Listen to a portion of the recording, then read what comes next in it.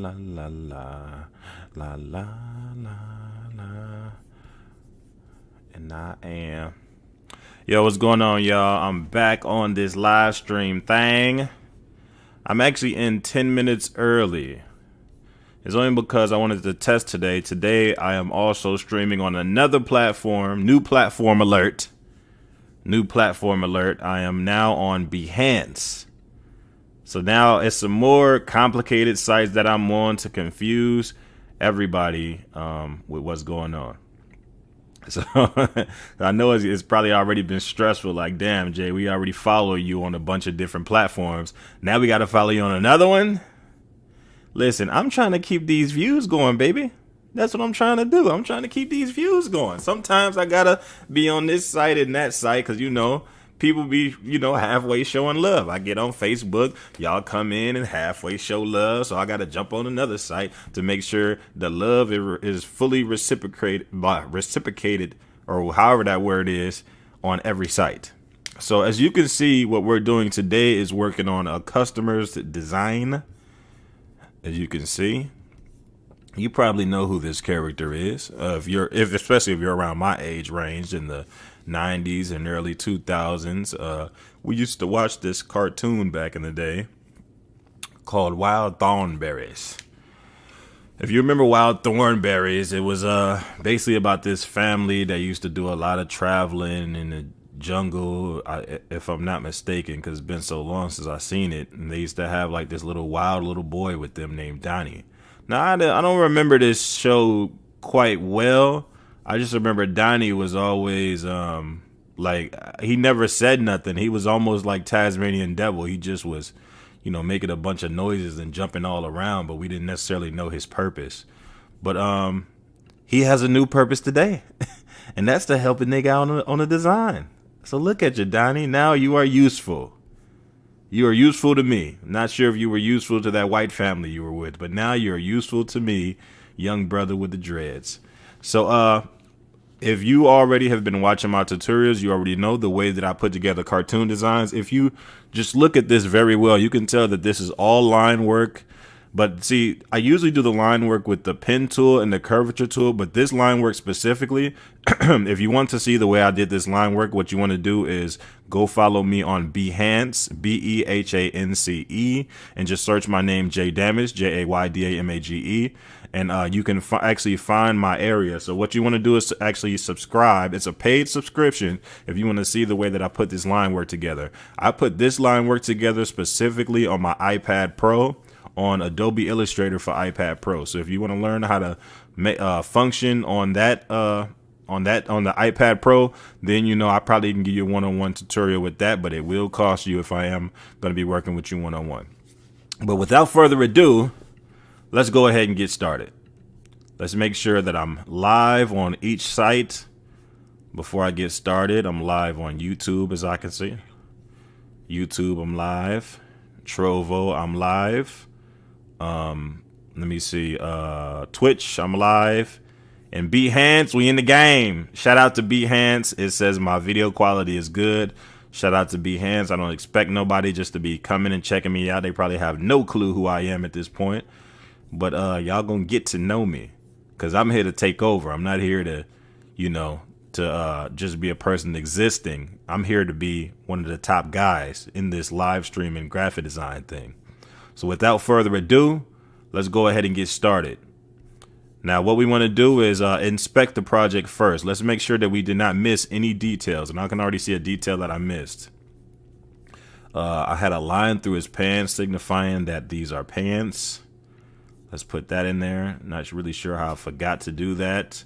Sometimes I move so fast when I'm doing my line work on my iPad, I don't even realize it. It only takes me like 30 minutes to do line work. So first thing you want to do is select the entire project. Once you select the entire project, it should be highlighted in this type of manner. Once it's highlighted in this type of manner, what you want to do is go to the top of the screen, click on Object, scroll down to Group, and click it. Boom. Now what you have grouped the entire project, which means now all of your line work is now grouped together. So no matter where you click at on the project, it doesn't matter. If you move it, everything is moving together because it is now grouped, right? So now that it's grouped, what we want to do is select the entire thing. If you didn't click off like I did, go back up to Object and then click Expand. Boom. The expand menu is going to pop up. Y'all can't see it unless you're using Illustrator. Don't worry about it. Once the expand menu pops up, don't click anything. Just click OK. Boom. Once you click OK, now if you notice, it's now highlighted on the outer edges instead of the inner edges, because now you have turned these lines into actual shapes. You could double click on your color menu just to make sure everything is black, or whichever color you want to use for the outlines. I usually keep my outlines black. That's standard cartoon stuff. And what you want to do now is, now that it's been expanded, go to the right side toolbar. On the right side toolbar, and click on Pathfinder. And I'm just going to say this again to y'all, just in case you don't know, because this has become an issue with people who have followed my tutorials, and they said they don't see it. So what I want you to do is, on the right side toolbar, click on the Pathfinder tool. The Pathfinder button. If you don't see the Pathfinder button, what I want you to do is go to the very top of your screen, click on Window, and then scroll down until you see Pathfinder. It should be in the P's. Everything is in alphabetic order. So click on Pathfinder. Once you click on it, Pathfinder should just pop up. Now what I want you to do, once you have the Pathfinder button open, click on the button that says Divide. Just look through all those buttons. The button on the bottom left-hand corner should say Divide. If you hover your mouse over it, you'll be able to see the name. Click on that. Boom. Once you hit Divide, it's going to look like nothing happened. Don't worry. Just click off of whatever you have selected. Click off of it. Once you click off of it, what I want you to do now is select the white selection tool. It's called the direct selection tool. Right next to the selection tool that you use normally, it's a white one. It's a white mouse. You want to click on that. Once you click on that, now what you want to do is zoom in on your project and start getting rid of any access lines that you had. So if you follow my tutorials previously, you know that we overshoot the lines when we make projects. When we overshoot the lines, we eventually have to get rid of these lines, these access lines. So what we want to do is hold shift and select all of the lines that we don't need. So as you can see, we're just getting rid of those access lines that we don't need, that are not of use to us. You can continue holding shift, zoom in and zoom out, and get rid of anything that you do not need. As you can see, sometimes I'll just click on a bunch at a time. You don't necessarily have to click on a bunch at a time. You could just click them and delete them. Sometimes I like to hold shift and delete as many as possible. It just makes the process go a lot faster. And anytime you're working on Adobe Illustrator and you plan on having customers, what you want to be doing is moving quickly and efficiently, especially if you're working for a company. A lot of times they're going to be paying you to be quick and efficient when it comes down to projects. You want them to, to hire you knowing deep in their mind that this person knows their way around the program. And if we have them do a project, they're not going to be taken forever. The faster you are, the more value you will have. See, I selected a whole bunch of them. So once you have a whole, all the ones selected that you want to select, what you want to do is let go of the shift key. Once you let go of the shift key, everything is still selected. Just keep hitting that delete button until everything is gone. So watch this. Just keep hitting that delete button. Once I hit the delete button, all those access lines are now gone. So we basically just going to keep doing that throughout this entire project and just get rid of all of these access lines that have no purpose. I'm going to check y'all comments, see if anybody said anything. If you need me to stop, repeat anything, we'll go from there. It says, caught you this time. Yo, shout out to Emran Robinson for coming in, showing love. Yeah, you got to catch me, man. I come on every day right around 7 p.m. I usually come on twice. This morning I was on, but I was only on Behance. I always come on twice. I always come on in the morning, usually between 9 to 12, and then I always come on at nighttime. It's always going to be between 6 to 9, right around those times. So yeah, if you ever want to catch me, I always say I'm getting on at 7, but sometimes I might get on a little bit earlier, a little bit later, but it's always going to be right around that 7 p.m. range. So yeah, let me check, make sure on these other sites, make sure there's no questions. Shout out to Bombay Gamer 86 on Trovo. Shout out to my guy Cookies. His Trovo name is Hang Too Low.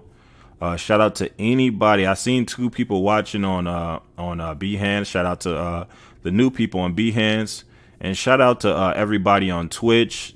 I'm not in the video, so I can't see who's watching. Yeah, if you have any questions or comments, either send a super chat or write me on Facebook. I'll always see Facebook fast. So if you are commenting on Facebook, I'll probably see a comment or question faster if you contact me on Facebook. To get me on Facebook, just search J Damage and I'll jump right on it and we'll conversate, negotiate, whatever we gotta do. As you can see right now, like I said, we're doing the exact same method that we was doing before. We just getting rid of all those access lines. Make sure when you're getting rid of those access lines, make sure you zooming in real close. You zooming in real close. You know, if you're on a trackpad on a MacBook like I am, make sure you pinching in and pinching out. That's how you zoom in so you can get those lines. You know, make sure you get rid of those access lines so we can make sure this project looks as good as possible. And if you happen to try to pinch in and zoom in and the zoom isn't working, all you have to do is hold Command and then press plus or minus, and that's what helps you zoom in. That's just in case your trackpad starts tweaking out like mine does sometimes. I done had this MacBook for, I think, damn, it's been 3 years now. I got this MacBook when it first came out in 2020. Now it's been 3 years, bro. Time really been flying. That COVID, I feel like the whole COVID thing made time fly. I didn't even realize it's been 3 years since 2020. That's crazy. Dwayne Lurks, that's my cousin. Yo, shout out Dwayne Lurks. Shout out to, it says, Muji. Yo, shout out my guy, Big Muji, for checking in. Always coming in, showing love. Been showing me love for a very long time. I appreciate that, brother. My cousin, Dwayne Lurks, that's my cousin, Junior. Shout out to Junior if you watching. I'm not sure, Junior, because you always hopping in and out. I don't know what the hell you be having going on. But shout out to my cousin, Junior, for jumping in and showing a player some love. And you know, if you want to, Junior, you know, go ahead and send a player some stars. If you know what that is. See, you've been locked up for a minute, so you probably don't know how to send those stars or nothing. But if you get a chance, you know, send a brother a donation, man. We family. These other people sending me donations, I ain't tripping about that, but I'm tripping about my family. You related to me, I better see something. If you related to me, you better show up and show out and show these people we family. Yeah, so everybody who is coming in and out, if you're just now checking in, we are doing the line work. Already did most of the line work on Behance earlier. But now what we're doing is we getting rid of all those access lines. We just selecting them with the white selection tool, the direct selection tool, and just getting rid of stuff. Yo, and shout out to shout out to my people in prison who watch my live streams. That tripped me out. I got people in prison who watch my live streams. If you in prison and you watching my live streams, I appreciate you, but be careful, man. Don't be watching my live stream and end up getting put on lockdown because you trying to learn some graphic design. Now, I want you to watch me. I want you to learn something so you can have a plan when you get out. You know what I'm saying? But at the same time, I don't want you putting yourself or in danger just to watch some live streams. You know, if anybody who wants to see these live streams, you don't have to sit here this whole entire time. Unless you want to, you're just entertained by my voice. But all of my live streams are being saved on these different platforms. If you go to the platform Twitch, YouTube, Facebook, and Trovo, my videos should be there. I'm not sure if Trovo saves videos, but if they do, I appreciate you, Trovo. We just getting rid of these access lines and making sure we in the game. I say, I'm trying to get away from doing my own graphics, but you giving me withdrawals. Yo, see, listen, man. When you, I don't know. See, I'm the type of person, like, I like being in the field. You know, for years, people kind of told me to fall back. No, like real stuff. Like people told me to fall back. Like people was like, yo, Jay, you at a level where, you know, you could just have other people do your designs. You know, you could just play the background and let other people do your designs. But people don't understand. I've done that before. I've let other people do my designs for me and whatever. But once a person messes up, they're gonna assume you're messing up. So it'd be hard for me to like have other people do designs and whatever. I be having withdrawals for real. Like I do graphic design so much that when I don't do it, I feel like I have no life. Like it's weird. Like so I have to do it. Like even if I don't want to, I might chill for like a couple days, but then I just start itching. Like I need to get back in the game. Like it's like basketball. If you don't play long enough, you'll start losing touch of your skills, and you don't want that to happen when it comes to graphic design. So there's no problem with playing the background, but always keep your sword sharpened because you never know when you may need your skills. You know, I'm one of them type of people when it comes to graphic design. I'm like a manager at McDonald's. Like, you know, I'll have somebody else help me, but if the line feel like it's getting too heavy, I'm gonna jump right back in there and help everybody cook. You know what I mean? Like that's just me. You know, I can't speak for other people though. But yeah, appreciate you, bro. Appreciate you, Emma Robinson, for just coming in and showing that love, man. I appreciate everybody who comes in. Hold up, let me get adjusted, man. I feel like I'm struggling to do this. I gotta get comfortable in this seat. I got a new gaming chair coming, but that shit don't come to the 26th, man. I'm struggling on these couches. Yeah, but no. Like I was saying, I appreciate everybody coming in and showing love.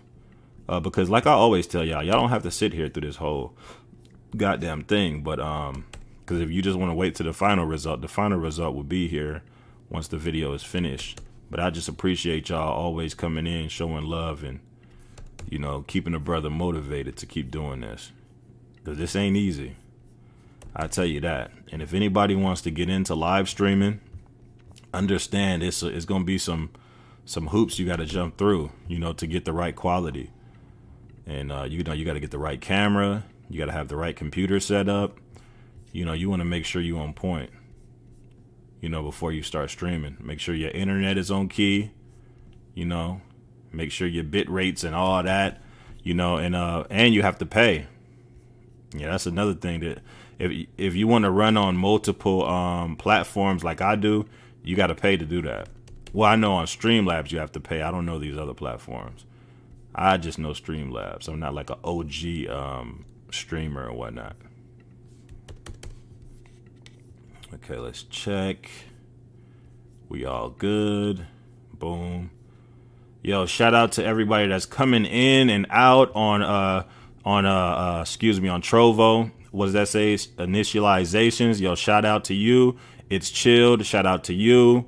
What's that? Esmeralda or Emzerald. Excuse me. I think I'm saying that right. Yo, shout out to everybody that's coming in, showing love. I truly appreciate you.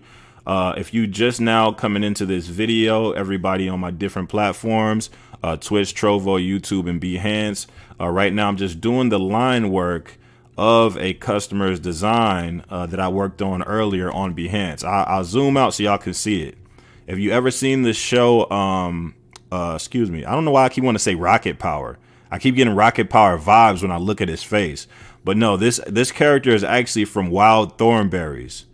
If you were right around my age, you remember Wild Thornberrys. Wild Thornberrys was a show, I believe it was on Nickelodeon. It was either on Nickelodeon or Disney.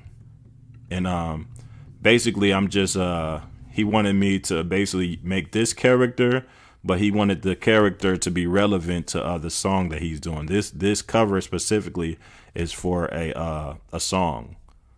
Because anybody who watches me, you know that I make mixtape covers, single covers, all of that. And sometimes I make cartoon designs for those covers. And if you know my history, if you've been seeing me on Instagram and DeviantArt and all these other platforms, you already know I've been doing cartoon covers for everybody, all the way from celebrities to regular people for years. So if you just do some research on me, you'll see everything I'm talking about.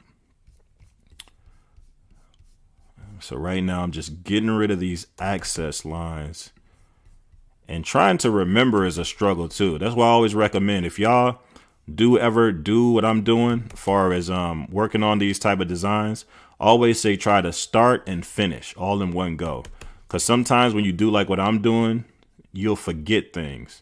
Sometimes I may see a line or two and forget like what was my direction on what I was doing when I was putting that together. But I think I'll figure this out. I think I should be straight. Let's see what's going on. Shout out to that what is that, gamma power? See, I see elixir, all that type of stuff. See, I'm new to Trovo, so every time I see stuff, I be confused like what is that? But yo, I appreciate everything that's being sent. Every contribution means a lot to me. The fact that y'all would take your time to send me something, I truly appreciate it.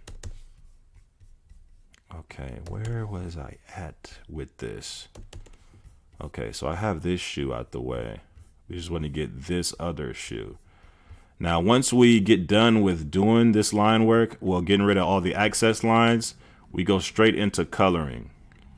After coloring, then I'm going to get the shadows done. After the shadows, I start doing the highlights.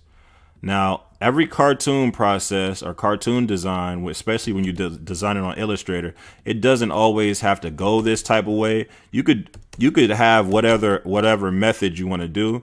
It's just that this method that I teach you guys is usually the method that people can learn the easiest. Because a lot of times when I show people other methods, like using other tools, it usually takes people a longer time to learn.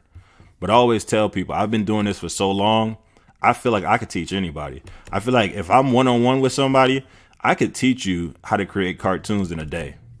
All it takes me, I would say, give me about 4 hours with somebody. That's all it takes, about 4 hours. Each hour we'll go through the same process over and over again, just with different designs. And I can show you how to do this shit pretty easily. I think what's hard is helping somebody become good at it. See, because anybody could do it. Anybody can do this. I could show y'all, like any of y'all can start doing this. Anybody that's watching right now, I can show y'all how to do this. I think what's hard about it is like showing somebody how to be good at it. Because you got to look at it like cutting hair, right? Anybody who has cut hair before, you already know cutting hair isn't really that hard. As long as you have some guards on some clippers, you could cut anybody's hair. People would think you're a damn professional barber.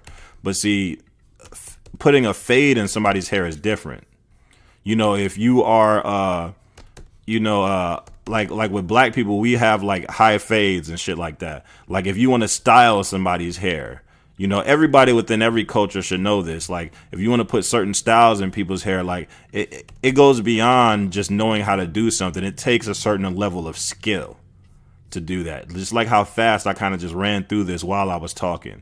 Like it takes a certain level of skill to be doing this, because even when I first started, I couldn't talk and like design. I was like tunnel vision, like working. I used to be to the point where I'm drinking Monster Energy drink, tunnel vision. I don't even want nobody to talk to me. I'm so focused. But like now that I've been doing it for almost 10 years, it's nothing. I'm doing this like while I'm conversating. But as you can see, we now have all of the line work done. Is there any questions? I don't want to move past anybody. I don't want anybody to feel like I'm leaving you behind.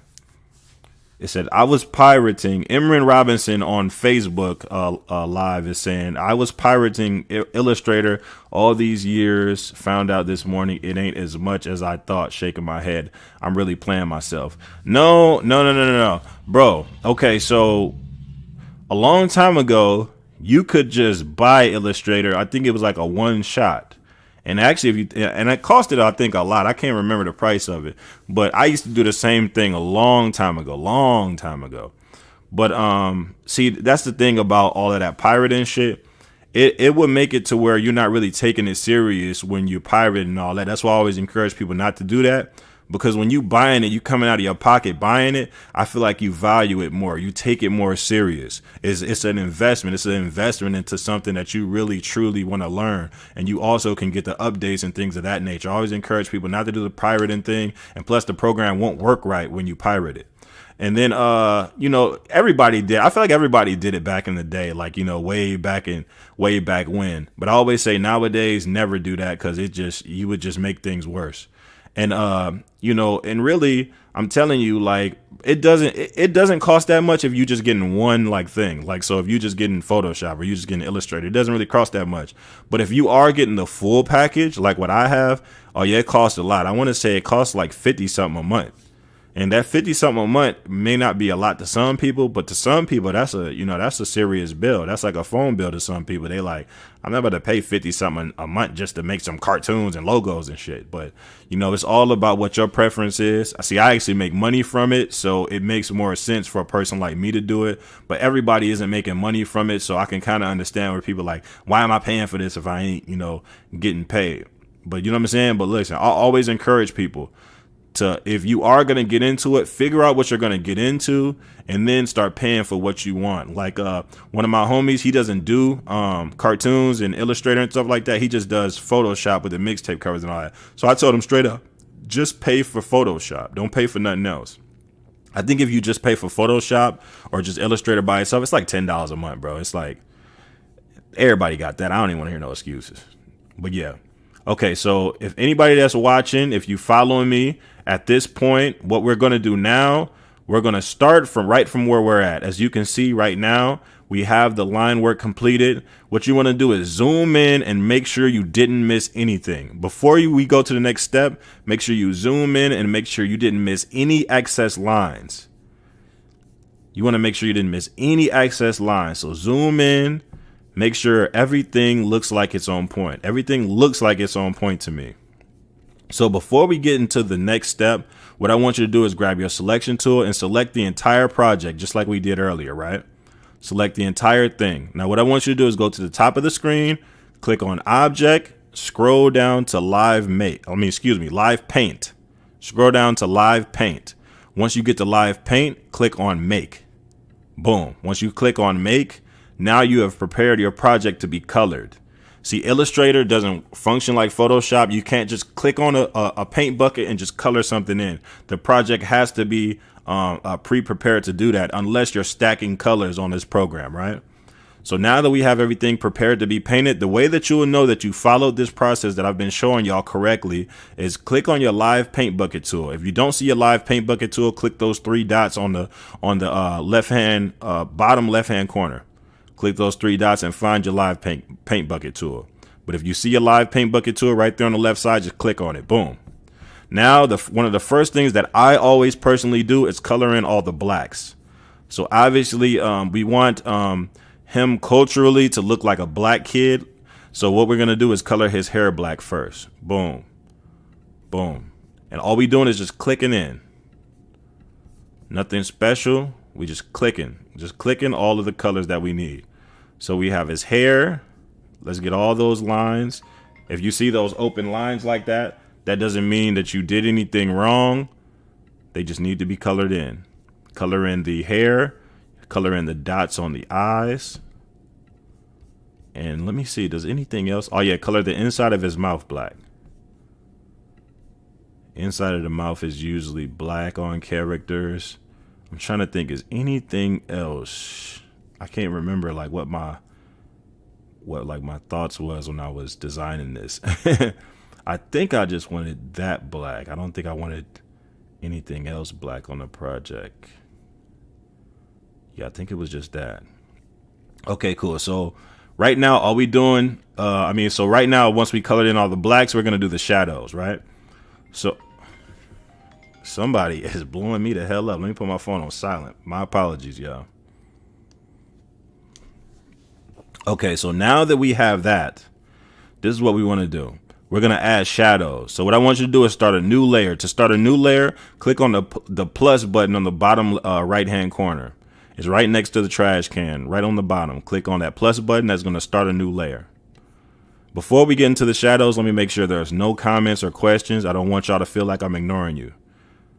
Wild Thornberry. Yo, shout out to my guy Cookies, a.k.a. Hang Too Low on Trovo.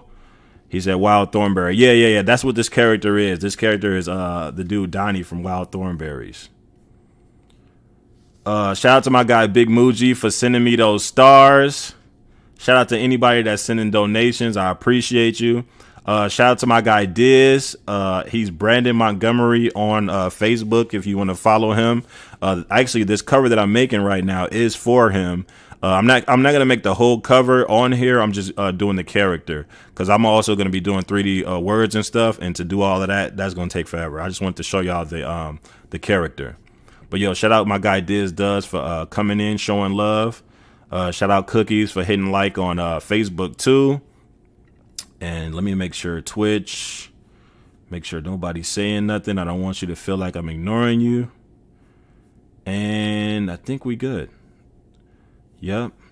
Yo, shout out Cookies coming in and with the donations, sending in stuff. Is that Leon Lime and the Rose? Yo, shout out my guy Cookies for coming in, showing that love, man. I appreciate you. Did say you killed that, bro. That look fire. I appreciate it, bro. Appreciate it. And we got a lot of work to do. So what we gonna do right now is our next step, which is adding shadows. Anytime you add shadows to a character design or you putting together a design like that, you want to add shadows. And what you want to do is grab your curvature tool or your pen tool. Or if you're working on a pen tablet, understand that this process is completely different. If you're doing this on an iPad or a tablet or anything, what we're doing, we're working on the MacBook. So that's the reason why I move the way I'm moving on this MacBook. So what you want to do is grab your curvature tool and apply your shadows on the lines. As you see what I'm doing right now, apply these lines together like this. I use the curvature tool to come around the circle like that. And I use the pen tool to lock in those anchor points. Then I use the curvature tool to bend that back to the side like that. Once you have it like that, what you want to do is add color. Boom. So I'm going to add that black onto there. So what you want to do is when you add shadows, make sure you add the shadows to the opposite of where the light source is pointing. So if the light source is pointing towards the front of his face, you want all the shadows coming from the back areas and, vice versa. So the highlights will be on the opposite side. The shadows will be on the back side. Right. So once you add color, like I just showed you, what I want you to do is select that and then go to the top of the screen and click opacity. And then take the opacity down to like whatever you prefer. I always take it to about 30. So basically what I just did right there, we're going to do for the entire project. We're going to add shadows to wherever applies. I'm assuming the light source will be in front of his face. So that's the way I'm adding these shadows right now.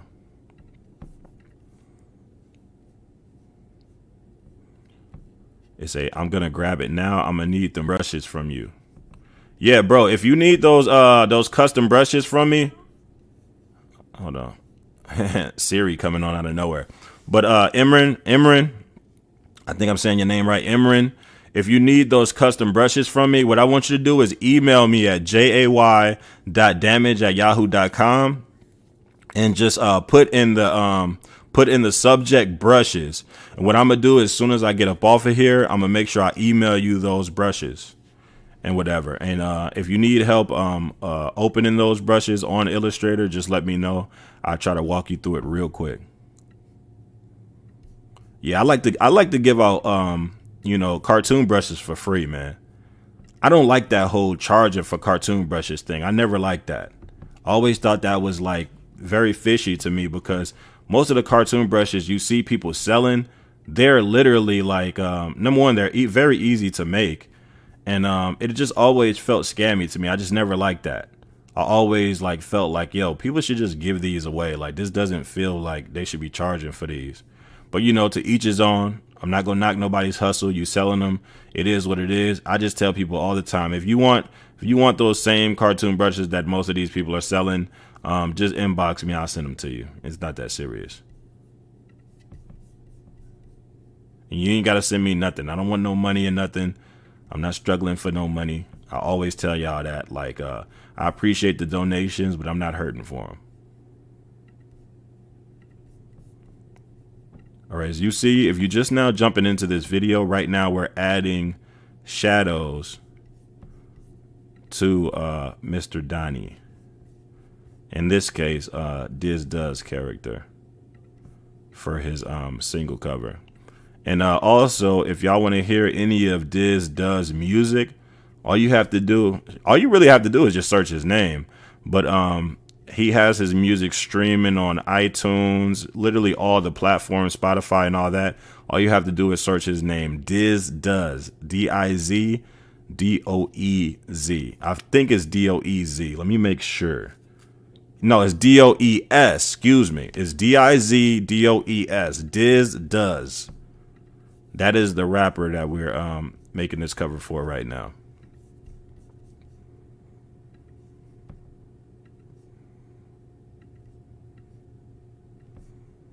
So we just applying those shadows, making sure we get all of those correct. We want to make sure that when people see this, Diz Does is looking like $1,000,000. And remember, anytime you work with a client, you're working on a client's design, the goal is to always make sure that client looks as good as possible. I don't care if the client you're working for has the worst music ever, which Diz Does music actually is very good. But I'm just saying, like, just in general, if you are making a design for a client, I don't care who they are, what walk of life they come from. I don't care if you don't agree with their music or whatever. Once you do your job, you want their music to literally look like it sounds better than what it is. That's always my goal. I want the cover art to be so good that it interests people to want to hear that music. That should always be a goal anytime you putting together a design for somebody. And something that we do as designers sometimes is we work on projects and we become lazy with these projects. Like sometimes, you probably worked on a bunch of customers and you like, you know what? I don't feel like doing that right now. I'm not going to put that much effort into. But one thing I always tell people is you never know what's going to blow up. You never know. If y'all been following me, I already told y'all this story. I had a client that asked me for a design. This dude wasn't a celebrity at this time. He asked me to do a design for him. I did the design, and I wasn't really taking it that serious because, number one, he wasn't that big. I felt like it wasn't going to reach that much people, and I just was in a very lazy mood. And when I did the design for him, it took off.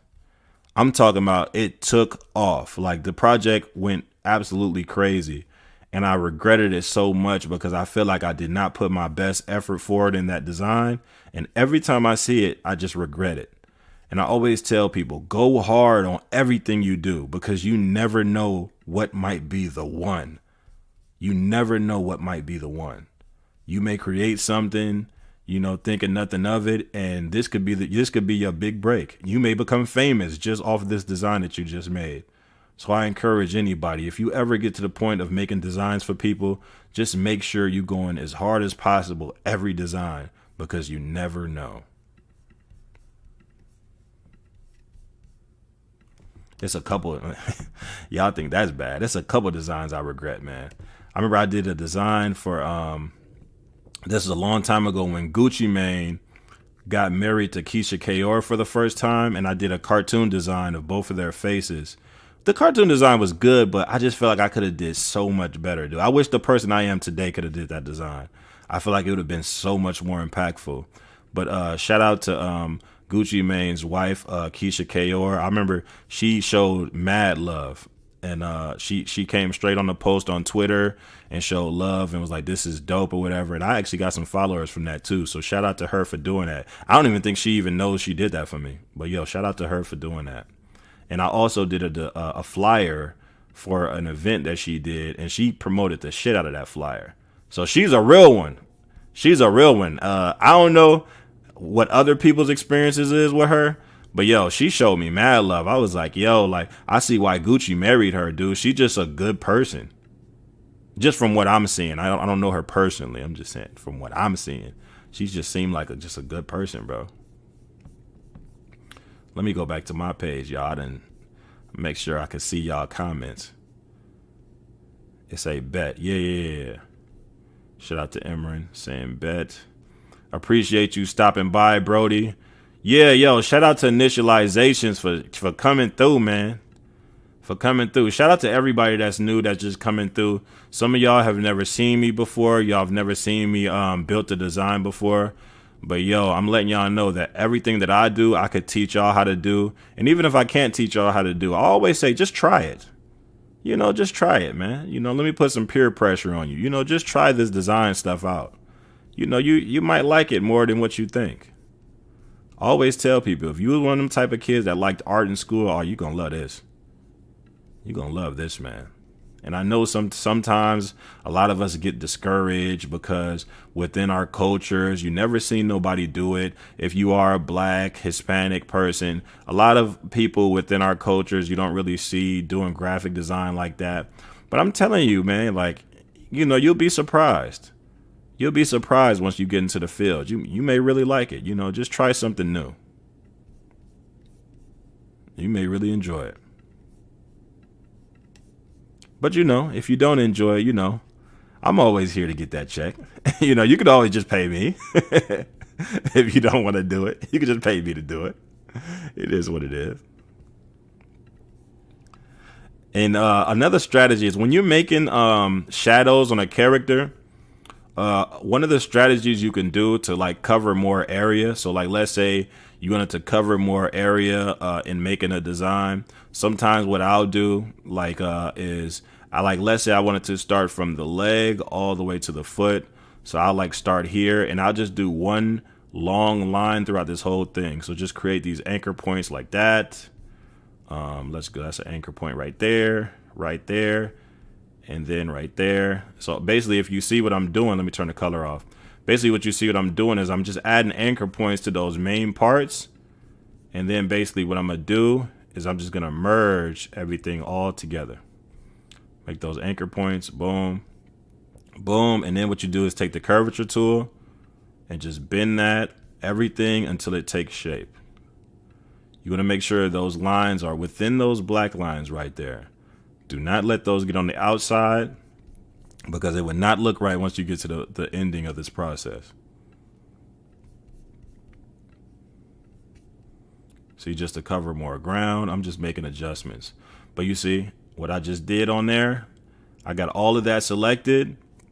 And what you can do just to make sure the shadows are the same opacity as the other ones, grab that eyedropper tool and just click on one of the old shadows. Boom, that's going to apply that same shadow. And you could damn near do that the whole project. Sometimes I'm just tedious and I just like to make sure, I just try to do everything one by one so I can make sure everything is right. But these are just some tips. If you watch my previous videos, then you see I do different types of cartoons. This one just specifically, I'm putting together a certain type of way. But one that I got an email about the one I did on the Little Bill cartoon, and a lot of people found that interesting. A lot of people never seen anybody create that type of character before, especially on Adobe Illustrator. I don't even think there's a tutorial to show people how to do that. Or like the original way that people create South Park characters in Illustrator. That was one that got a lot of recognition. I think I got 2 emails about that one. Like, damn, like that really helped me out. I think it's dope for me to show people a lot of these tutorials because a lot of these tutorials are no longer available on YouTube. So as you guys know, if you have ever seen some of these tutorials around, a lot of them don't exist right now because YouTube changed. So it is a long time ago. I don't know if you guys remember, but you could just go on YouTube and literally learn anything. Remember, people used to always say that, YouTube University. Oh, you could learn this on YouTube. You could learn that on YouTube. Well, YouTube been cracking down on y'all. Y'all been learning too much. YouTube's starting to get tired. YouTube's starting to get tired of all of y'all learning all of that stuff and they ain't getting paid for it. And, college is starting to get, that's what I think really happened. I think a lot of these colleges pressed the button on all of that. They're like, oh, hold on. People don't even have to go to college no more. They learning too much from YouTube. So YouTube start cracking down on people teaching stuff. I was like, hey. So basically the way that YouTube shut down a lot of people is a lot of those people who were making those tutorials, they were using music that wasn't royalty-free music. And that's how they got a lot of people out the game. They're like, oh, y'all want to use some music y'all don't even own? Man, everybody's channel was getting took down. People's channels was getting took down. A lot of the tutorials are still around, but they're like, it's like a lot of missing parts to them. So a lot of them got took down because of the music. Like, it was just a lot, man. Like, a lot of stuff that I learned early on, I got lucky, man. I got lucky for being thirsty back then, because nowadays you got to pay for these type of tutorials. You got to go on Skillshare and all these platforms. That's the only way you're going to be able to learn this type of stuff nowadays. I mean, you can learn it, but you ain't going to learn it in detail the way that I'm showing y'all. Like, it's crazy. So if you wanted to learn Illustrator nowadays, you got to be on your P's and Q's, your Q's and P's, and be getting that knowledge, man.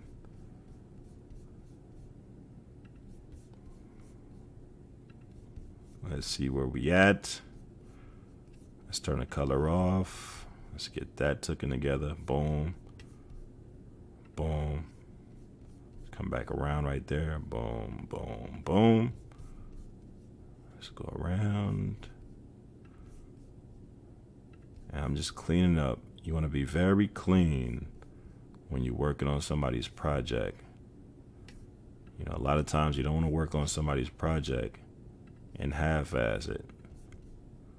Now, you can half-ass on your own projects, but when it comes to these customers, don't half-ass the customer, especially when they paid you. Just go around like that. Just try to connect those like that. Bend that. Bend that. Bend this. He said he's the homie from Europe. Or no, he's at the UK. Yeah, shout out to everybody in other countries checking me out and showing love. Like, you know, a lot of times, you know, I'm so used to what it is in America. It always trips me out that people watch me in other countries.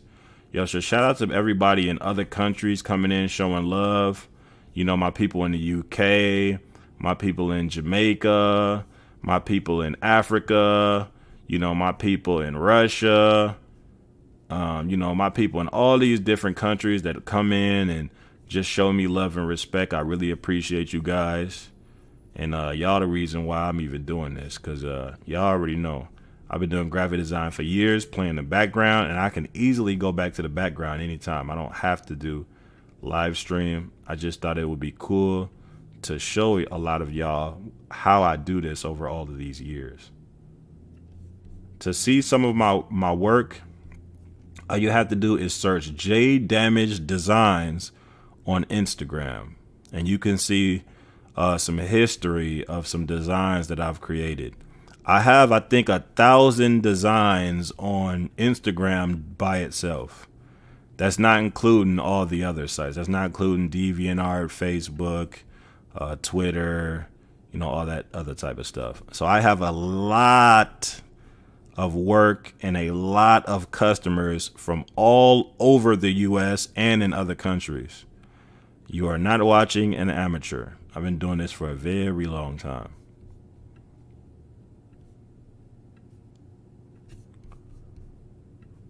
Let's bring that around. I think that's good. No, let's get it like that. That line worked to mix in very well. So as you can see, we pretty much done with the shadows. I just wanted to make sure I added as much as possible, because this is a customer project.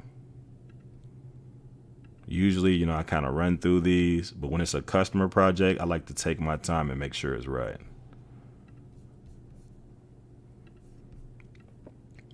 Just bend that right there. Boom. Okay, I think that's good. I can't think of nowhere else.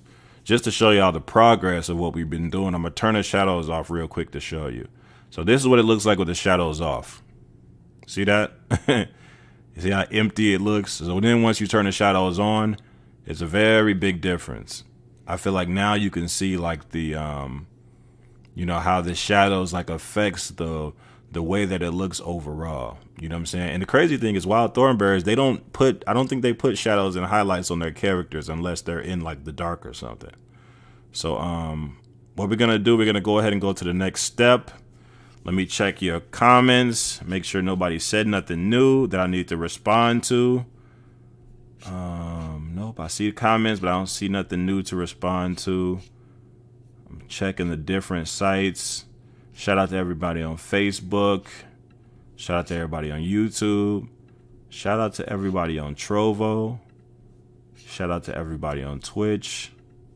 And shout out to everybody on Behance. Behance is my newest one. Okay, so now that we got it like this, let's go ahead and continue. It says somebody just shared. Who is that? Oh, that was Cookies. Never mind. Okay, cool. So let's go ahead and get to the next step. The next step will be coloring. So there's two ways you can do this. So if you do want to color in a project such as this, what you want to do, you can either color this in by manually grabbing the colors using the live paint tool and then just color them in. Or what you can do is grab the original image and grab the colors from the original image. So that's what we're going to do. We're actually going to grab his skin and everything from his original image so we can make sure that we're on point. And y'all can see the difference in the details that I did from the original image. So let's find Wild Thornberrys Donnie. Boom.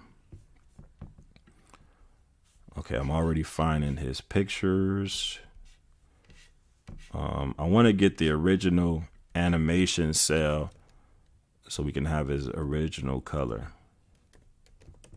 Animation cell. Most cartoons, as if y'all didn't know, most cartoons was made on animation cells. They weren't made on what we do now, which is digital art. They weren't made with digital art. It was actually somebody in the studio actually drawing and coloring and doing all of that.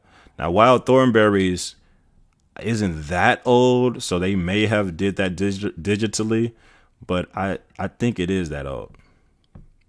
So as you can see, if you're looking at my screen right now, you can see that this is the original image. But if you look at the way I did Donnie, it's a lot different.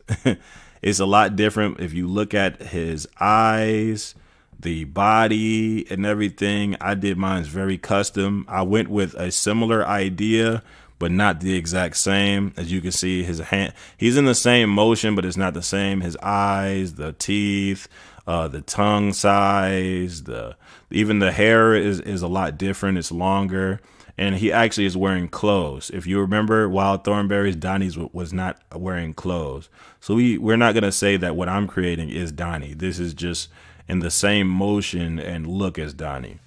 But yeah, so what we're going to do is we're going to take his skin color. I'm debating. I should ask Diz, since this is his project, I should ask him, did we want to keep Donnie's original white color? Now, remember, when you are coloring projects, if you are coloring a white or European person, understand you want to color their skin pink. Do not color their skin white.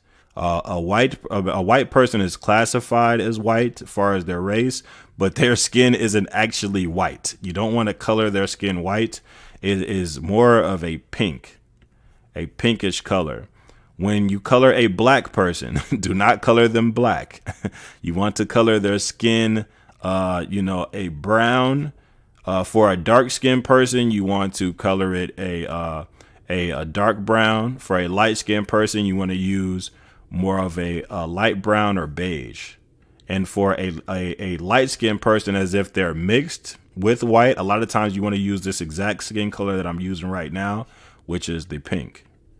You want to make sure that when you are using these colors, you want to make sure you're being respectful to that person's culture. You don't want to be making things too black, too dark, too light, too white. You want to be respectful to people's culture when you work on cartoons, because if you don't, trust me, you will be canceled or no telling what else could happen. So make sure when you are working on your projects that you are being conscious of what you're doing and respectful to whoever you're designing for. That's just a word of advice that I've seen people get hurt from. I seen a guy, he was dude was dope at doing like graffiti art. But every time he would do graffiti art of a black person, he would make the lips big and ridiculous and pink. And I wrote him about it. I told him, like, yo, I know you don't mean to be disrespectful, but people may take that in a disrespectful manner. I think you should take that down. And he didn't listen. He thought that I was coming from a space of trying to argue and that type of shit. But I was like, listen, I just don't want you to be lost in the bullshit. And he ended up being lost in the bullshit. And now people don't even really mess with his artwork no more. So, you know, that's something just to be mindful of. Yo, shout out to Gabe Taylor for coming in, showing love, hitting that like button. I appreciate you. I appreciate you. Let me make sure if anybody else is showing love, I want to make sure I acknowledge you. Let's see. And nope, let's continue. So, the inside of his mouth was purple. Let's click that with the, with the eyedropper tool. If you don't know what the eyedropper tool, it is that squirt bottle. If you look on Illustrator, it is the squirt bottle on the left side toolbar. We use the eyedropper tool to take the color out of things. If you see something that has a specific color, you want to go ahead and hit a lick on that color. So like the color of his tongue, boom. Let's get that. Let's color that tongue in. As you see, if you're looking at this, you're witnessing the project come alive. It says I was charged for meta ads. Yo, shout out to my ads, man. That's how I'm reaching so much people. Matter of fact, I think I'm gonna make that purple too, since that's the original color. Let's make that slob like a light blue. I'm gonna manually add that in there. All right, let me see. Did they have a color for that? Yeah, they did. It's like a gray. I want mine to be more of a blue though. So let's add that. His eyes are usually white. As you see, we just using that that live paint bucket tool just to paint in all of this. I'm gonna show you a method of how to make sure you painted anything, you didn't miss no spots. And because what you want to do is whenever you color a logo, character, or anything in Illustrator, you want to make sure everything is colored in properly. Because if you don't color this stuff in properly and you send it off to a company and they see holes in your project, they will charge you more to fix your project. So let me see if I could get this Does on the phone and see if I could ask him some questions real quick on the project. What you want to do is whenever you're working on a project like this, you want to make sure you have good contact with the customer just in case you want to color in certain things or add certain details, just to be clear. So I'm going to call him real quick, y'all. We're going to do this live.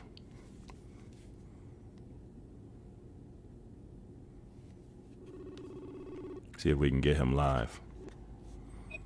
Yo, what's good, bro? What's good, bro?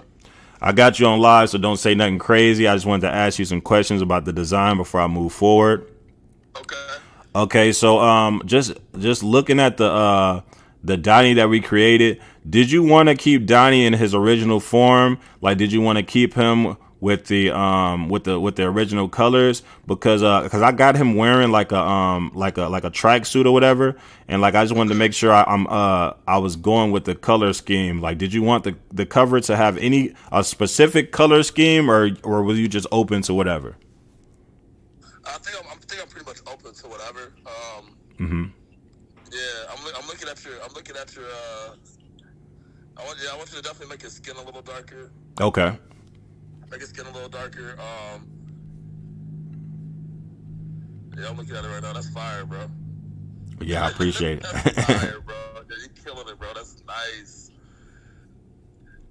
Mm-hmm. You gonna make people that day Wild Thorn. Hey, you gonna make the artists from Wild Thornberry. You gonna make them feel like they didn't do a good job. You gonna make them feel like they could have did better. Right. For real. Hell yeah. But yeah, like, cause I was just trying to add like certain colors, but I didn't want to go, beyond your idea, cause I didn't know Right, like, right. cause you know how sometimes like somebody will have a project like this and they be like, yo, I want the color coordination to be green and whatever, and I just didn't want to go past my limits, you know what I'm saying, and just be throwing anything together. Yeah, yeah. I want you to go ahead and I want you to be free for your creativity, bro. Because I trust you, bro, and I know that you always come right. I mean, I've never seen you come with something and I've been like, and plus I know you heard the song before, so I know Right. you got a good idea of what I'm looking for. Right. Yep. So I just wanted to be clear on that. So I'll call you to keep you updated once I get past the character part and I start working on those 3D words and whatnot. Okay, I appreciate it, bro. Yeah, you killing it right now, bro. I'm watching you live, bro. It's dope. Okay. Okay. For sure. Right. For sure. Okay. All right, bro. I'll holler at you. All right, bro. All right. Yep. So yeah, the reason why I did that is just because I just wanted to show y'all, like, let's say you are working on a project like this and you're working with a customer, you want to make sure that you do have proper communication with that customer, because just in case, you add in certain things, you want to be respectful. Like I told y'all, like, let's say you are within a certain culture, or you are within, are you trying to have a certain type of look for your character? You want to make sure that your character is respectful looking, and you just want to make sure you stay within those guidelines. Let's say the customer wanted like certain colors, like far as the outfit, or like far as like the letters and everything. You want to stay on that person's idea, especially if this is for some sort of music or whatever. You want to make sure that you're making this respectful to that music or whatever. I think I'm gonna make the I'm trying to think of what color should I make the outfit, because the outfit I feel like will I have this idea of making it yellow. But like I said, you want to make sure you're being respectful to to the person that's asking you for the design. Now you could go ahead and add your own ideas or whatever, but remember that whenever you're working on this type of project, it's all about customer service.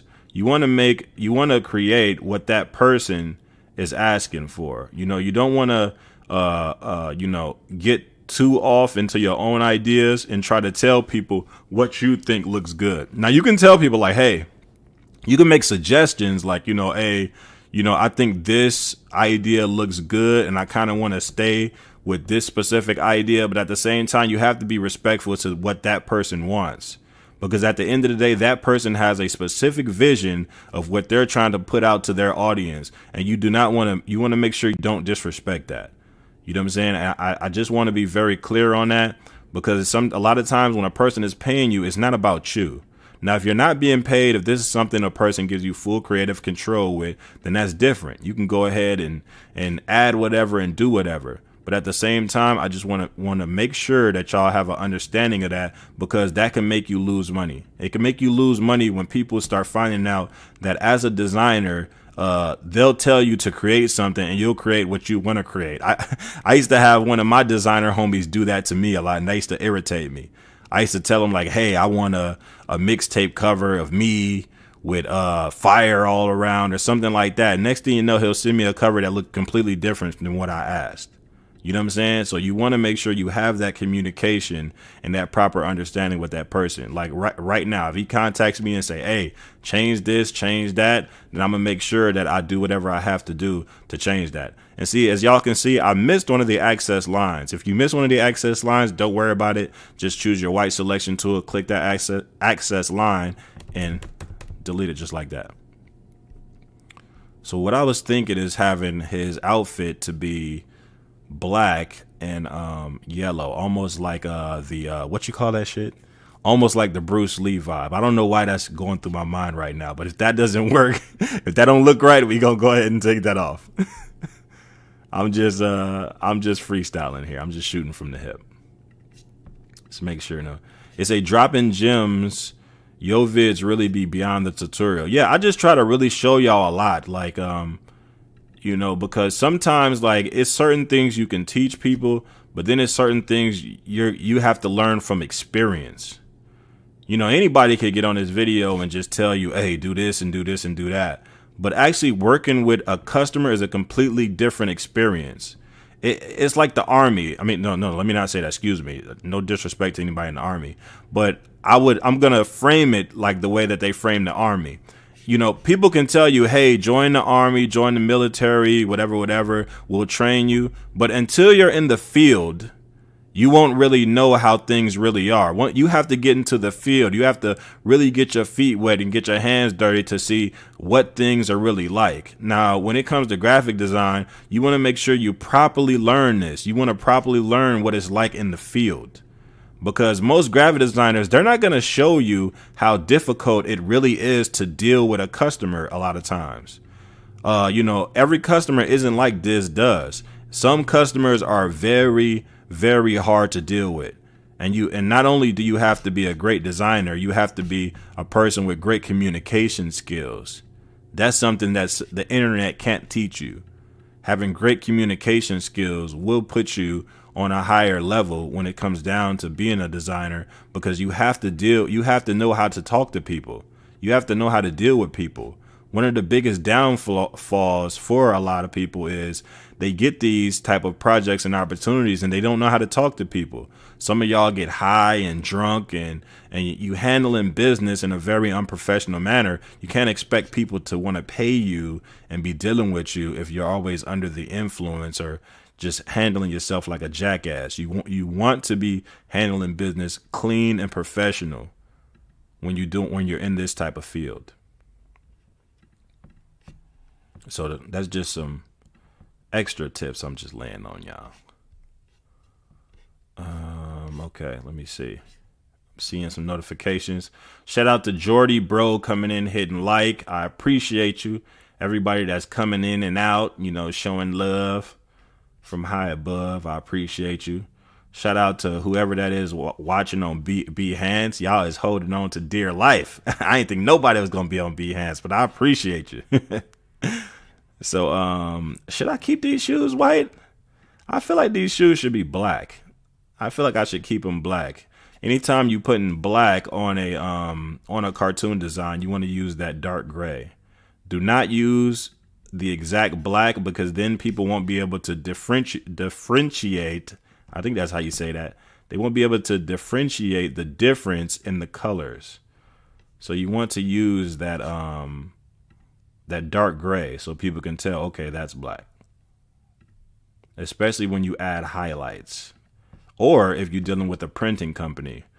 One thing that people don't tell you about graphic design is dealing with printing companies could be a pain in your rear end. Because these printing companies are very, very judgmental to designers. If you are not a top level designer, they are going to treat you like everything you do is amateur. They're not going to take nothing you do serious. Straight up. I'm telling you the real. They're going to be trying to charge you for every goddamn thing. They're going to be like, hey, we don't like the color you put on this. We're going to have to charge you another $100 just to fix that. Like just stupid, goofy stuff like that you'll have to deal with. So always keep your sword sharpened when it comes to design so you can be prepared for any fight.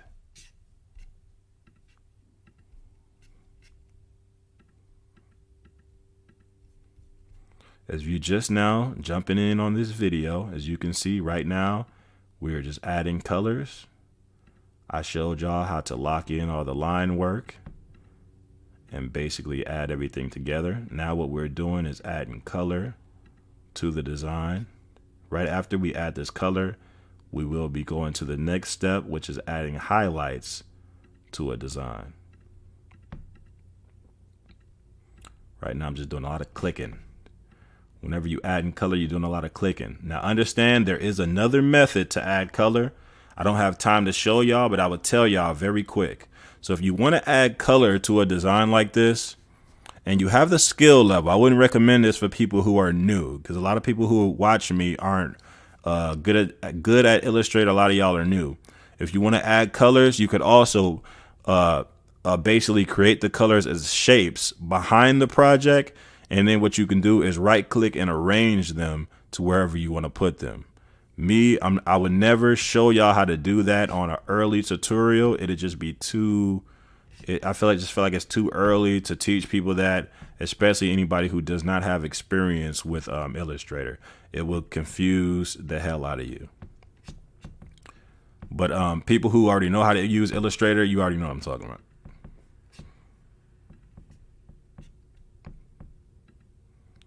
That's the thing that's beautiful about these programs, Photoshop, Illustrator, and all that, is there's so many different ways to do one thing. Like, it's crazy. There's so many different ways to do something. Like, even just duplicating it, there's three ways, if not four, there's three ways of how to duplicate something on here. That's crazy, right? Whoever created Illustrator was just creative as fuck, dude. Like, they was creative. Like, who would think to do that in a program? Let's make different ways to do things. Like, I think they had in mind that they knew that people were going to be teaching this program to people. And maybe they thought to themselves, like, there's going to be people that's not going to be able to learn this in an orthodox way. So we're going to make multiple ways of how to do something just in case a person has to learn in an unorthodox type of way, which is very smart if you think about it. Very smart. So hats off to whoever thought of Illustrator. Yo, just hats off to you. Very smart. Okay, so let's get rid of the original. We have no use for this brother anymore. Let's get rid of him.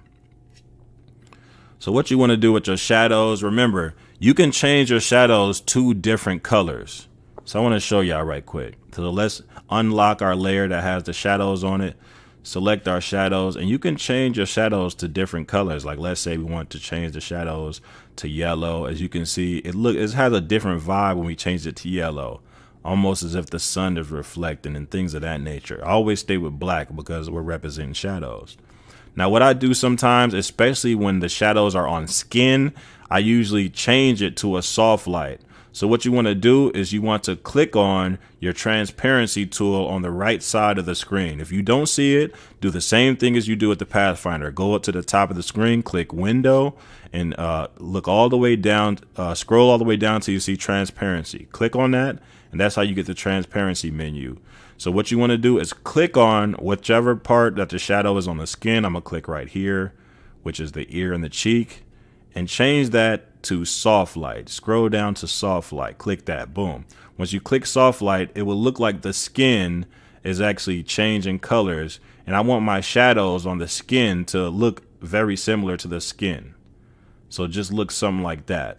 Now I see some access lines. Let me go ahead and color that in. That's why it's good to always check your work just in case you miss something. Let me color that in. Color those little lines in. Yep. Boom. But as you can see, like, once you add a soft light on those shadows that's on the skin, it just gives it that pop. Let's do that for the tongue. Let's just do that for whatever area we feel like that applies. Change that to a soft light and take the opacity all the way up. Boom. And that gives it that pop. See, you see the difference it makes when you see it on the skin? It just gives the skin that pop. Or you could just click on something, grab your eyedropper tool, and just click on the one that you changed. Boom. That'll give it that same look. Now, I added the shadow all the way through here. The quick way to do this is grab your knife tool and just cut right on the middle. Right there. Boom. Once I cut that, now I can click that top part and change it to the same opacity as the other shadows that we did. So now the eyeball has both different types of shadows. Let's take that down. You never want the shadow too dark on the eyeballs because then it looks goofy. It looks unprofessional. You don't want that. But you can do what you want to do. Let me let that be very clear. When you work on this program, do what you want to do. Do what makes you comfortable. Don't listen to me as far as that regard. I'll make suggestions, but do what you want to do. Because when it comes to art is subjective. Something that may look dope to me and may look trash as fuck to you. So, you know, make your own decisions when it comes down to a lot of these things. Let's change that. Let's click on all of these ones at the bottom. All of these ones at the bottom. If this pops up, just hit back. Let's choose all of these on the bottom. Boom. Boom. We're going to change all of these to soft light. To select more than one at a time, just hold shift. And then boom. Click that. Take that opacity all the way up. And boom. See, now you can see those shadows actually have color in them. Matter of fact, I might keep this on regular. Let's take that back down. It's only because we want that shadow to signify that he got a big ass head. See, I like that when it's dark like that. It looks like his head is big as hell. So, I think that's it. Nope, let's change this one for the slob. We want that to have a soft light. Let's eye drop these old ones. So, yeah. I think this is it. Knowing me, I'm probably going to go back and change this 1,000 times anyway. I just want to show y'all on the tutorial as much as I can. Let's make sure there are no questions before we get to the next step. I don't see anything. Matched rival Negan. Shout out to you for matched rival. Shout out to everybody on Twitch that's still watching. Shout out to that person on Behance that's still holding on for dear life. And shout out to my people on Facebook Live still checking in. Appreciate you. All right, let's go to the next step. The next step will be adding highlights. So what we're going to do is select this entire project. Boom. Wait, excuse me. I'm on the wrong layer. Select this entire project just like that. Boom. You'll know the whole thing is selected, so you should be seeing it highlighted in this type of manner. You see how it's highlighted? Matter of fact, no. I forgot he said he wanted the skin darker. So what you want to do is, or what I do is when I want darker skin, I just start doing research on like different skin tones when it comes to cartoon characters. So you can Google cartoon skin tones, or you can just just choose your own. I just like to search skin tones. So a lot of times once I'm putting a skin tone on a cartoon character, I'm keeping it within the guidelines of something that's natural and then something that makes sense. You know what I'm saying? A lot of times, like I told you, you want to make sure you're doing skin tones, lips, eyes, and mouth. You want to keep those respectful, and you want to keep those within the culture that you're making that design into, right? So right now we have a color. What do they call this? A color palette? I believe that's what they call it. But we want to keep the skin tones within these frames. As you can see, each skin tone is different skin tones from different cultures. See, me personally, I'm like the very darkest one. Actually, I'm not the darkest dark of us African people, because there's like a shade darker than me, believe it or not. But what I want to do, he said he wanted it darker, so let's get darker than what we have. Donnie is pretty much the lightest one, which is the pink. So let's get darker. I like this one right here, this limestone. Let's choose that one. Let's make his skin that color. I feel like this color kind of fits more of his look. I feel like this kind of gives him a light skin look to me, because it is more of that beige tone, that beige earthy tone. Remember, always go with what the customer says. If he says he wants it darker, let's make it darker. Let's say if he was like, yo, make him black as hell, make him black as hell. Do what the customer asks for. But then, also have boundaries too. Like, let's say your customer wants you to do something that could be possibly disrespectful or hurtful to your brand. You could still say no. Like, no, I don't want to do that. But if you are getting to the point of saying no and stuff like that, be prepared to refund that customer and possibly never do business again. But like, if you are getting to a point where you feel like something is like too far, then you don't necessarily have to do it. I've had projects that I've turned down because of certain contents on there. Like one time a customer wanted a design that had a girl being R word on it, and I wasn't with that. I wasn't with that immediately. He was trying to spread awareness, But I just wasn't with that. I just didn't want that on my brand or my name, and I just wasn't with that. I understand the awareness, but I just couldn't do it. Like I just couldn't have that on my conscience. So it's like you also have to have boundaries for what you do. So now that we have made Donnie a little bit darker and darker, now that we have made him darker, I think we can move to the next step. I just want to make sure everything got colored in properly. If y'all want to find that picture that I just used to find the skin tones or whatever, all you got to do is Google cartoon skin tones, and then it's a picture that says human skin tones, and it has all those colors on it. Those are very good to use when you create things like cartoons and, just characters or whatnot. So what we're going to do now is select this entire project, right? We're going to the next step. Let me make sure there's no questions. Okay, I see a notification. It says Jenny Boylan Streeter. Yo, shout out to Jenny Boylan Streeter. She's been around, always been showing love on my page. Shout out to that lovely woman. I appreciate her. Thank you.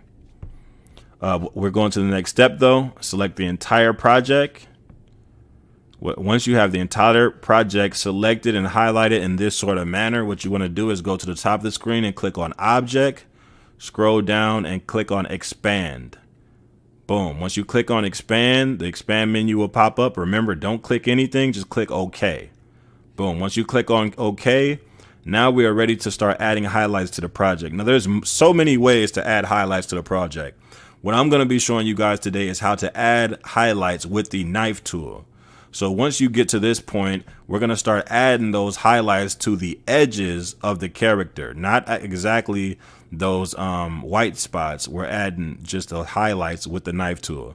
So what you want to do is click on that knife tool. If you don't see the knife tool, remember, if you don't see any of the buttons that I'm speaking about, click on those three dots at the bottom of the toolbar menu that says Edit Toolbar. Click on that and then find the knife inside of that menu. So now that we have the knife pulled out, pull that knife out on them. Now what you want to do is select whatever you want to select with the white selection tool, like that. Then click on your knife while that's selected and start cutting in this type of motion to start creating those type of edges with your knife. What I'm going to do is I'm going to do that for each finger. Remember, these are the highlights. So I'm going to do that for each finger. I'm going to cut out each part. Once each part is cut out, now I'm finished. Boom. Once each part is cut out, what I'm going to do is I'm going to click back on my white selection tool. I'm going to hold shift and click that. See, now the only thing selected is the parts that I just cut out. Now what you want to do is click on the color that's there and just drag your color up a little bit. Or drag it to whatever color you desire. I want this color to be lighter so people can see that is signifying that is the light reflecting off of that part of the body. So boom. See what I just did? As you zoom in, you can see the lighter tones on those parts. We're going to do that for the entire project for whichever part that we want to add those highlights to. So let's just select these areas. And let's just keep doing it. Pull out that knife and let's cut just like that. Boom. And matter of fact, we don't have to cut that black down there. So let's go ahead. We can click off of it and then just click on it. And then what you want to do is, like I said, double click on your color box and then just take the color up. And we're going to do that for the entire project.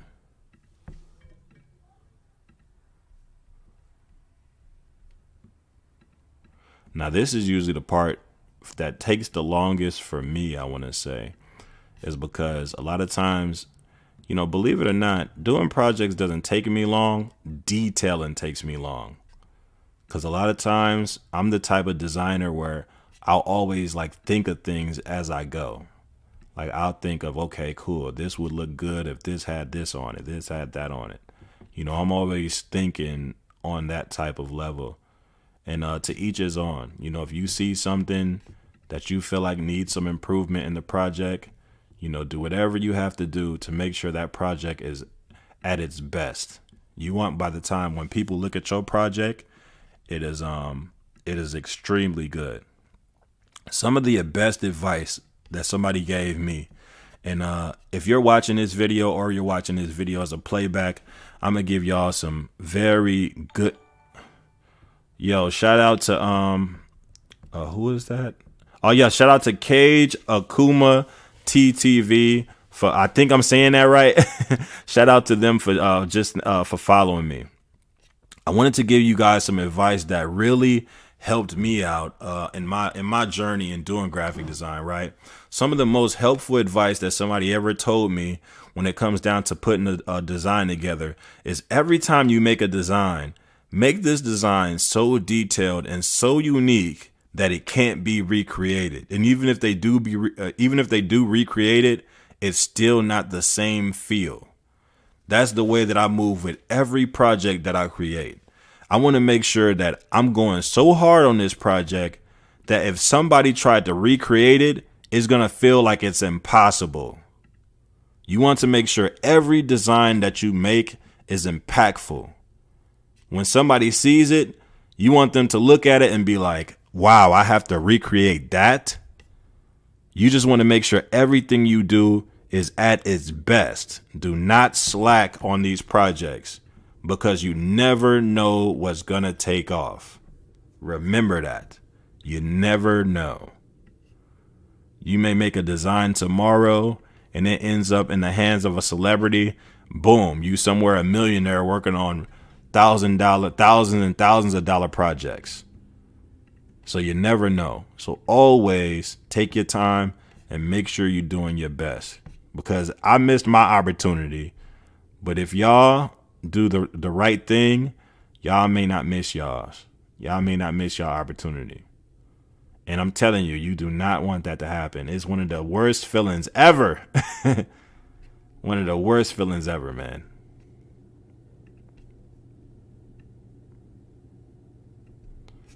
So right now, if you just now coming in, you see what we're doing. We're adding a highlights to our current project. And the highlights are the edges of the skin that we make brighter in order to differentiate which parts have shadows. And, you know, these parts that we're doing right now are the highlights. Let me edit these shadows. I didn't add the soft lights to these. So let me add the soft lights to these right quick.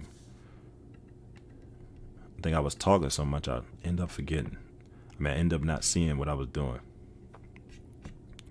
Okay, cool. Yeah, I didn't like that. Those black shadows on that part didn't look right. Excuse me. Unlock my layer. As you can see, we pretty much at the finish line. I'm just adding, like I said, I'm just adding the highlights right now. And my battery is starting to die. So, but it's not dying that much to where I gotta suddenly jump off like I did that one time the other night. So I'm not suddenly jumping off on y'all. I'm just trying to move as fast as I can. Yeah, I know I can't have my charger plugged in while I'm doing this because I got so much plugged in as I'm doing this. And I'm on a newer MacBook. So when you're on a newer MacBook, you can only plug in so many things at a time. I'm trying to make sure I have this selected. It doesn't look like it's selected right now. Okay, make sure I'm not tripping. I'm getting older. I'm 30 now, so certain things I be looking at, my eyesight don't be right.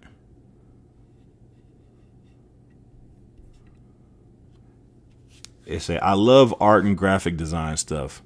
Yeah, look at what happened with all the monkey things that sold for hella crypto. Oh my God. Don't even get me started with that, man. Man, what happened with the NFT stuff just is so disappointing, man. So disappointing. I feel like that could have been so dope if that was executed in the proper way. But I kept saying, the moment that I kept seeing all these weird characters and everything put together, I kept saying, I don't think this is a good idea because they haven't made this exclusive enough. I kept saying, look, the only way that we can do NFTs the correct way is if we create NFTs to the point, and I already have it documented because I said this in other videos.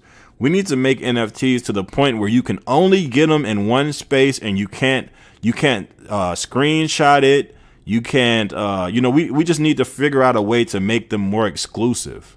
Make it to where other people can't recreate them. I want every image to be exclusive. I feel like when they kept making it where it was like 1,000 of the same character, I feel like that was making it cheap. I feel like it was making it cheap and not as valuable as it should have been.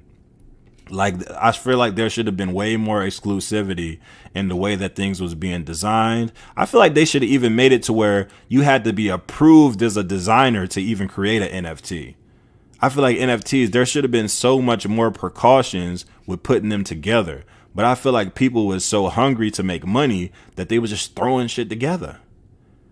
And NFTs should have been very valuable to designers like myself, because I'm telling you, they could have been way more beneficial if the designers would have took it over instead of just the way that they did it. They say, yeah, they bombed out so many. Yes, man, it was just way too much. It was way too much, and just the way that they was putting it together, it just was sloppy. It was very sloppy. And then, like, I think the simple fact that just anybody could just jump in the game and be a NFT creator or holder just made the game watered down. It's just like anything. When you're selling any type of product, sometimes you want to have some sort of exclusivity with the way that it works, and that's what helps it retain value. You understand? Like, it's certain things in life you don't want to make it so easy to where anybody can just get it, because then, like, it doesn't retain the exact same value. So, like, Jordan shoes, for example. See, Jordan shoes Jordan shoes not only costed a lot of money, but they were like a status thing. It was something that everybody couldn't just get and everybody couldn't just wear. And it was kind of dangerous to even wear them, because it was a point in time when I was a little kid where people were actually getting killed over these shoes. A lot of times you want to keep things exclusive, because when you keep things exclusive, it helps these things retain value. And you want to make it to where, in order to get into this is almost like the cool kids club. You have to be at a certain level in order to even indulge in this type of thing. And NFTs, they made it to where anybody could just get in it. Anybody could just wake up tomorrow. You could just wake up tomorrow. Oh, I create NFTs. People wasn't even graphic designers making 1 million characters. And I'm just like, this just doesn't seem right. And I could feel it going in the wrong direction. But now we have what we have, and they have what they have. And I still think NFTs could come back, in my opinion. They could come back, but like I said, they have to come back exclusive. They have to make it to where it is an exclusive thing that only certain people could do, and be dealing with. I feel like it shouldn't just be accessible to just any and everybody. He said facts. Yeah, man. Because I'm telling you, bro, like, NFTs just got out of control.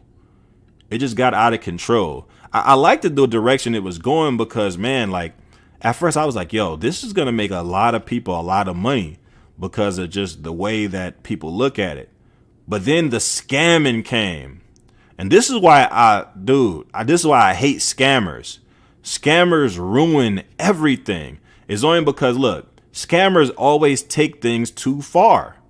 Anytime they stealing something or using something, they always take it too far. You know, they don't know how to just scam and lay low and phase out. It's like they just have this agenda just to keep going and going and going. And a lot of people is doing those rug pulls. You know, they and they just disappearing with people's money. People, just pulling a lot of scamming. You know, having people join these weird discords. It was just a lot of scamming going on, and it just ruined the game, man. And hopefully we can get it back. But if it doesn't come back, I do feel like we need something that was like NFTs. We need something that was like it, but we need something that is exclusive. Not something that anybody could just jump into. We can't keep doing that. That's why I said it should have been for the artist. It should have been for the artists, man. It should have been for the designers. Imagine how valuable it would have been if it would have only been designers able to create stuff. You would have valued the art. Just think about it. When you looked at an NFT and you just seen a bunch of monkey characters, you wasn't really taking it serious, because you was like, what is this goofy monkey shit? Like, I don't even know what this is. But you would have took it serious if you knew that real artists, like real high end artists, was designing it. You would have had more value for it because you'd have been like, okay, this is a unique design from a artist. That's the reason why it looks like this, and they have like these certain arenas, and that's what I thought it was gonna be. But then once I found out people who wasn't even artists creating this shit, I was like, oh, this don't seem like this is gonna last that long, and it didn't. Yeah. So shout out to everybody that's coming in. I see my guy Diz just hit like. Shout out to Brandon Lee for sharing the video and hitting like. I appreciate you. Brandon Lee has came in quite a few times showing love, so I want to make sure that we all show him that love. Don't forget to go follow him on all his platforms. Just search Brandon Lee on Facebook, and the way that you'll know it's him is you should see a logo that's a B with an L inside of it. Shout out to whoever made that logo too. If he made that logo himself, that's what's up. He don't need my tutorials. But he still may need my tutorials. I don't know. But yeah, that's what's up though. I like to see people able to design their own stuff. That's cool. A lot of y'all like to use Canva, and I'm not against Canva, but y'all better be careful with that Canva shit.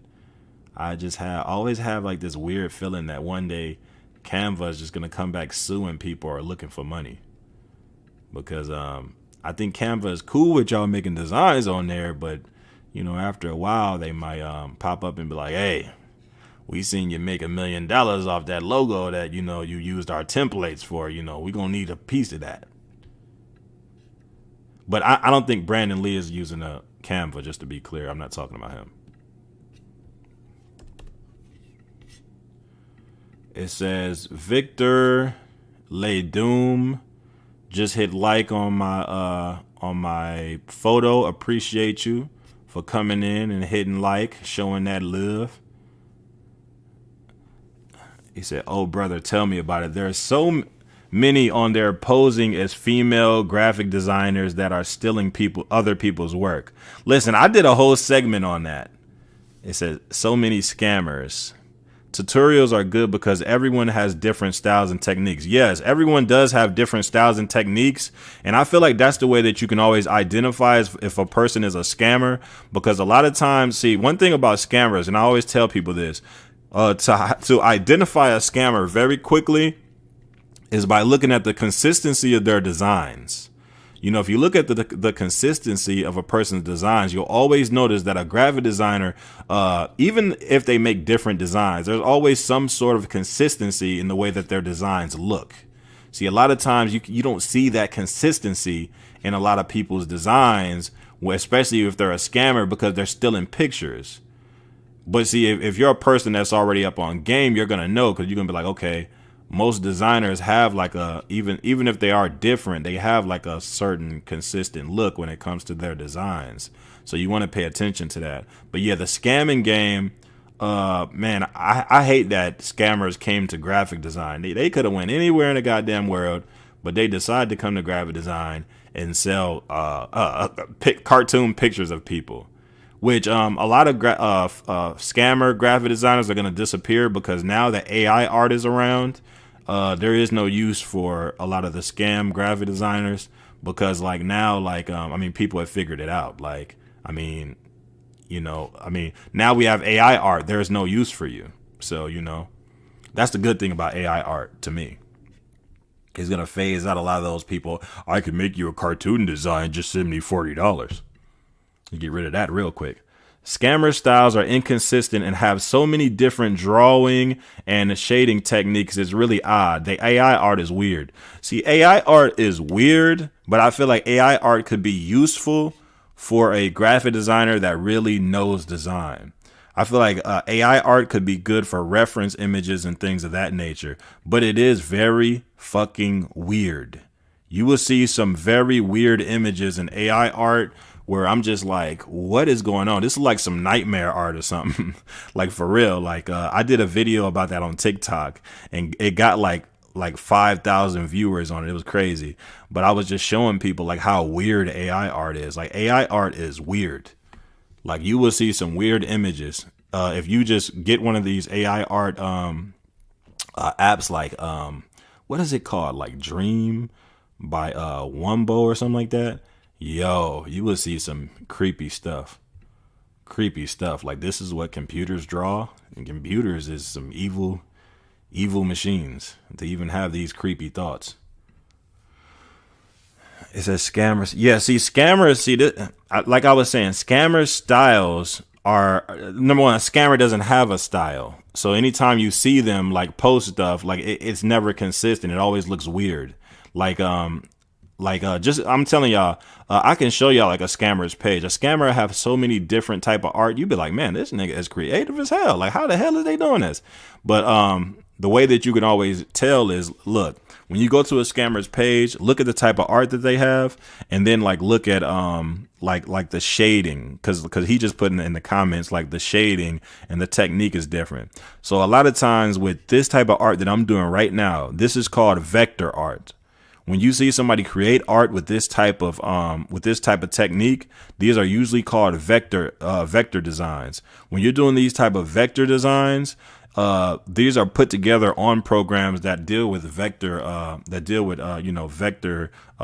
shapes like Illustrator and I can't think of the name of the other one that I use sometimes.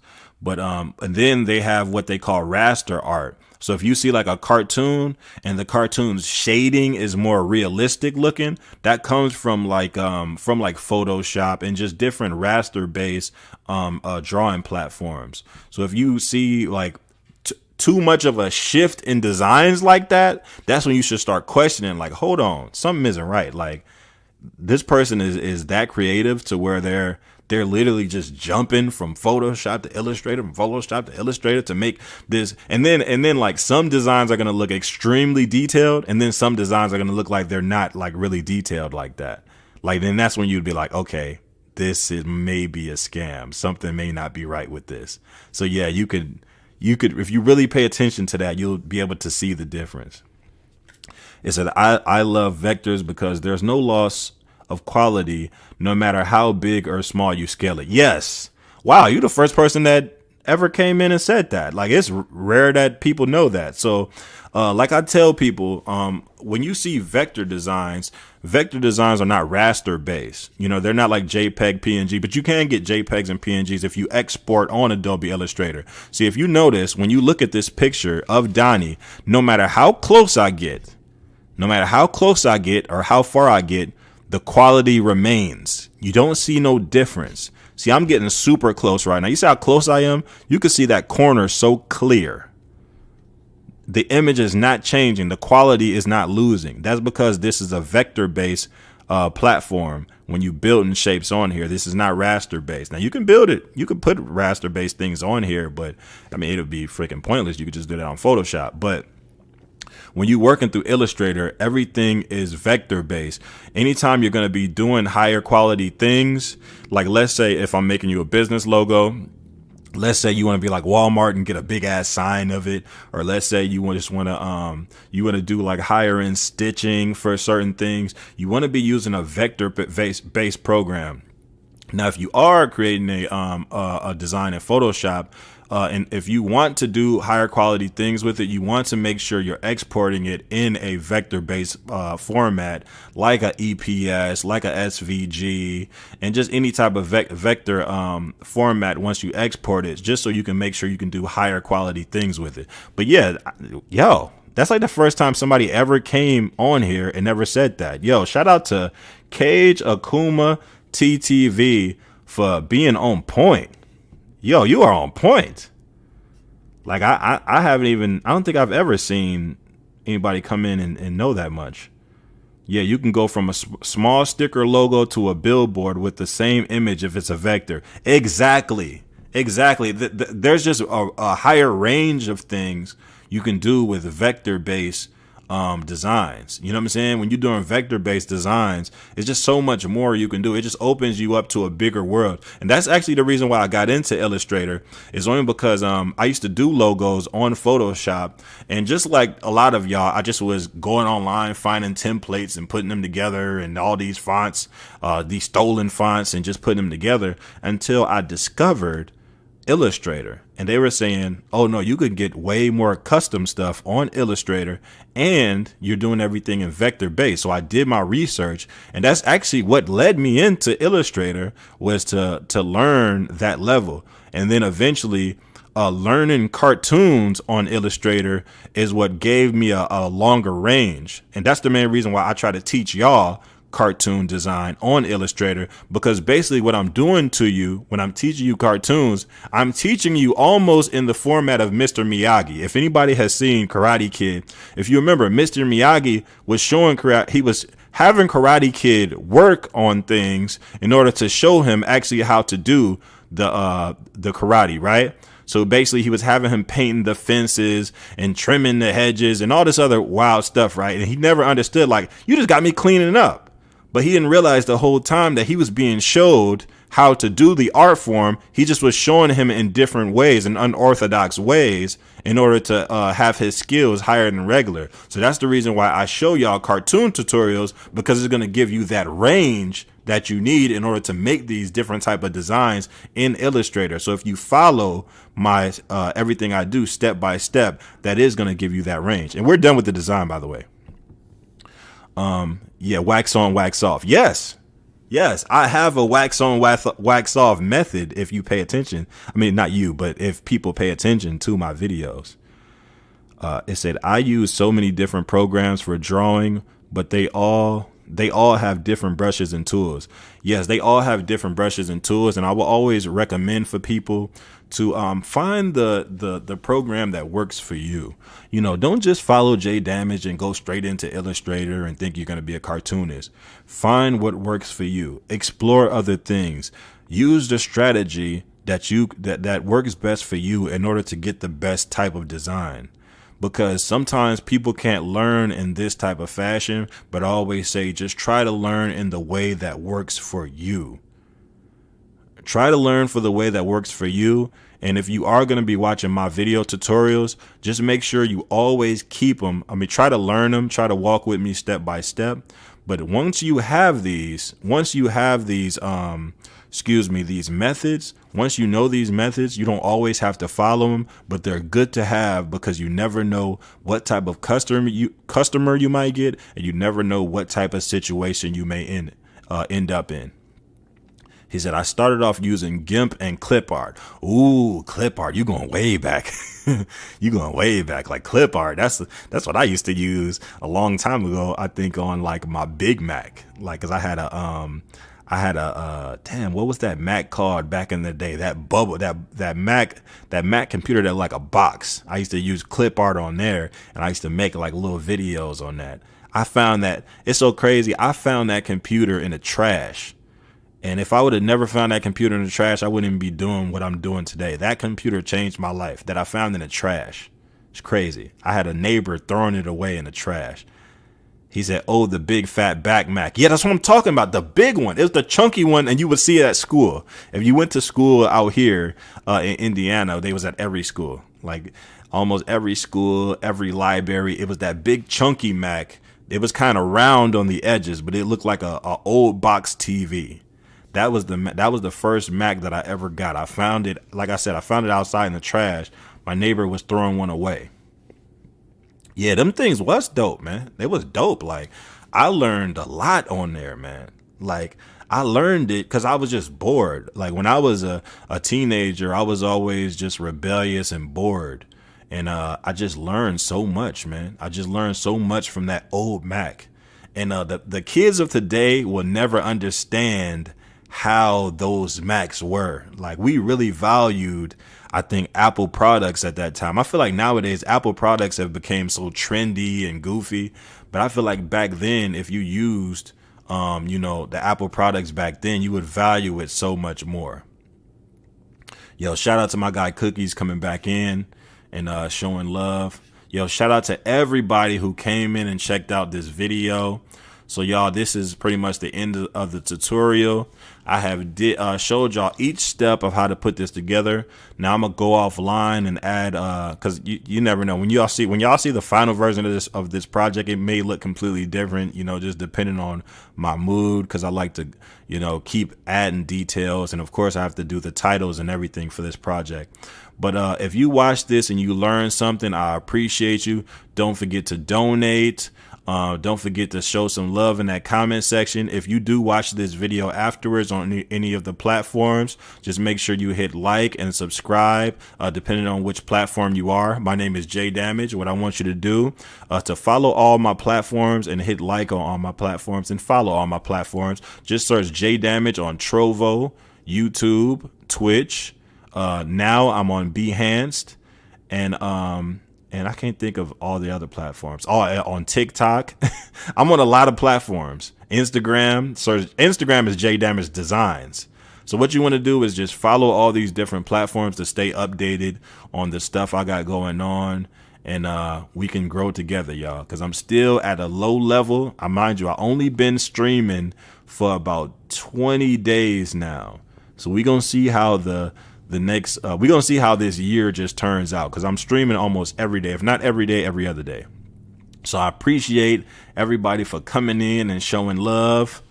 I'm seeing some people conversate. Oh yeah. Shout out to Cage Akuma TTV, and shout out to Hang Too Low. That's my guy Cookies. Shout out to everybody coming in and showing love. I will be back on tomorrow morning and tomorrow night to do some more tutorials. If y'all have any requests, make sure you inbox them to me and we can go ahead and get that started. But I'm about to go ahead and get up out this goddamn thing, because now my battery is starting to die. Now I'm at 10%. So now I gotta go. I can't stay. So I appreciate y'all, man. Go ahead and subscribe and hit like. We about to go ahead and get up out of here, y'all. I'm out. I'm done with. Peace out.